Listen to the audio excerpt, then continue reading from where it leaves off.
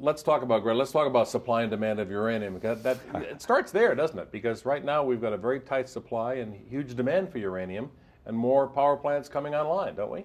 Yeah, no, that's definitely happening. The economics in the business, I think, are very good, and they're going to be even better going forward, Steve. It's something that right now the price, uranium, it hasn't really moved back with a lot of the other commodities after it had a good run in '07 and came back hard with oil and a lot of the other commodities. But it, oil's doubled again, and I think it's just a matter of time that the economics of the whole uranium business are going to change. As we see the price of oil, Greg, go higher and higher, the price of coal going higher and higher, there will be more impetus to build more nuclear power plants, right?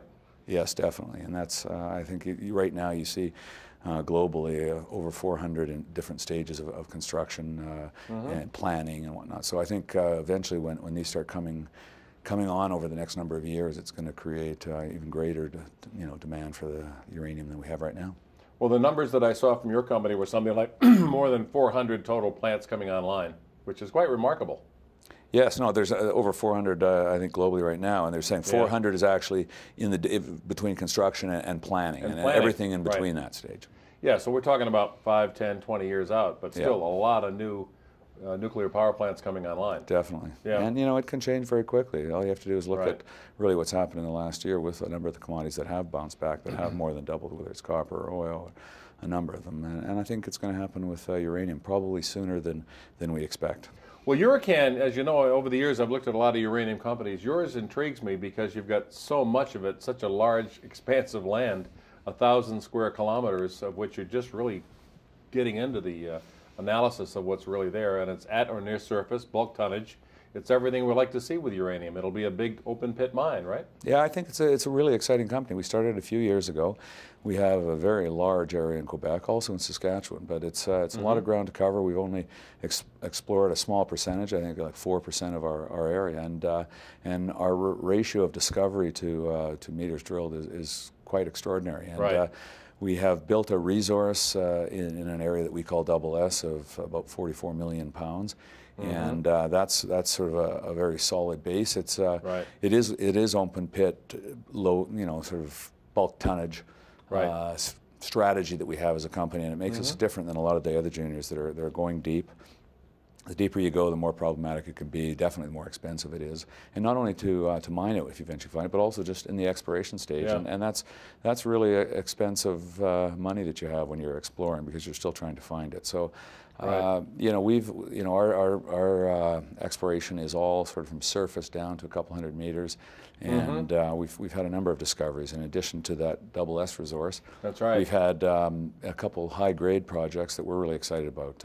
Costabel and Grand Roy are the two. So I think the future bodes very well for our company. It's not only the base that we have in our resource, and I should comment on that we're actually, the plan there in this last go-around on drilling was to take that and improve the quality of that resource, and we've done that through infill drilling, and we're working on some metallurgical tests right now on it, and we hope from that we can take the resource up a notch from the inferred resource to indicated. That's the plan, and that'll be the next step for the company, the next milestone that we're seeking. So, and that's always an improvement in once you get up the ladder, if you will. You get it gets rewarded in terms of your market cap appreciation. So that's the future for that project, and we're going to continue to drill into those new areas, the high-grade projects at Costabel and also Grand Roy. And one thing I should mention on those, they are a multiple higher in terms of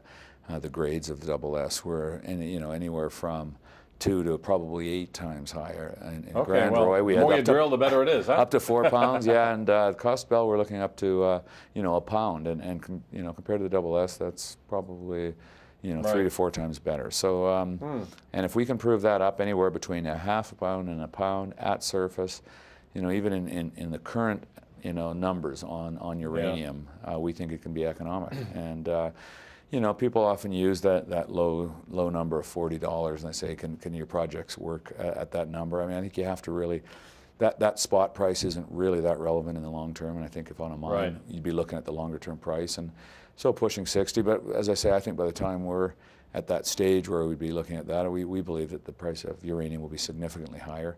and therefore that big resource we have at Double S, we believe can be economic, and of course we hope it'll be a lot larger by then too. Yeah, I was going to say you've had wonderful news flow, because as you do more drilling, the news seems to get more positive all the time. I think there's one statistic that we've looked at that we're quite proud of. It doesn't really show, and that is that the number of pounds that we have found in our projects for every meter we've drilled, and that ratio is one of the best in the business that we've seen on the junior companies. So. Right.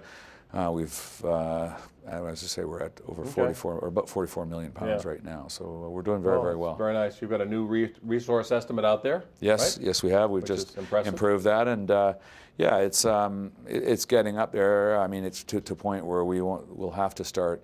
You know, I guess the next step would be sort of an internal scoping study, and I think we need to build it a little bit more, and so that's something that we're going to be doing over the next year or two, I guess, and it's part of the go forward plan. You actually have an eye on production down the road at this point? Well, I guess it's that's definitely what our plan would like to be, but we're still too early to say actually that we're planning production or anything like that. But it's and we're in a great jurisdiction. I think, as you mentioned, that Quebec again has been voted the top mining jurisdiction in the world by the Fraser Institute. Yeah. So that's a number of years in a row, and so we're in a great jurisdiction. We have extraordinary logistics in our project. We have a highway that goes right through the project, provincial highway.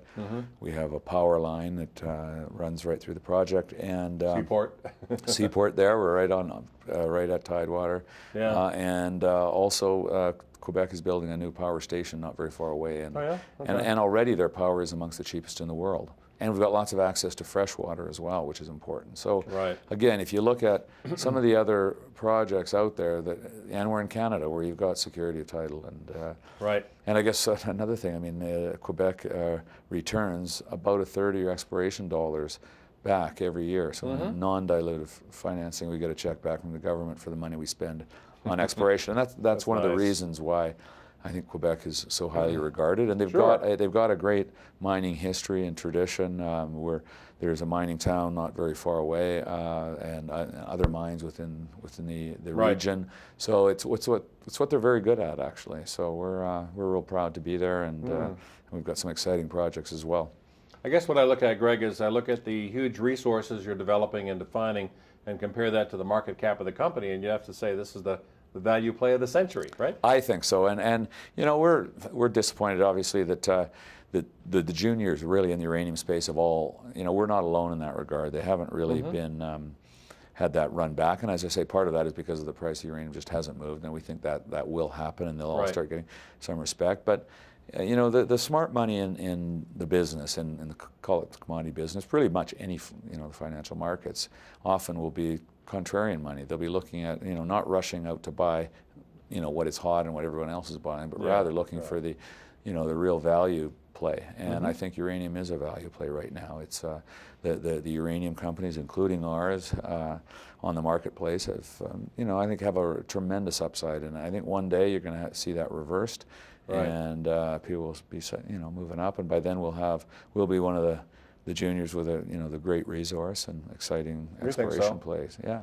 Well, keep up the good work. We're excited about Uracan. Well, thank you. And I should also mention we've got an amazing team of people. Uracan, our management team and our board.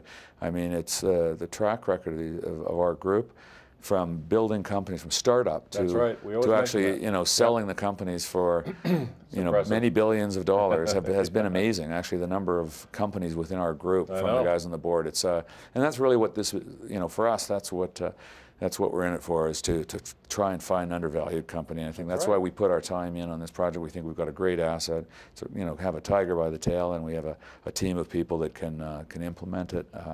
And that's why we're excited. It's your newest incarnation. It is, absolutely. That's absolutely right.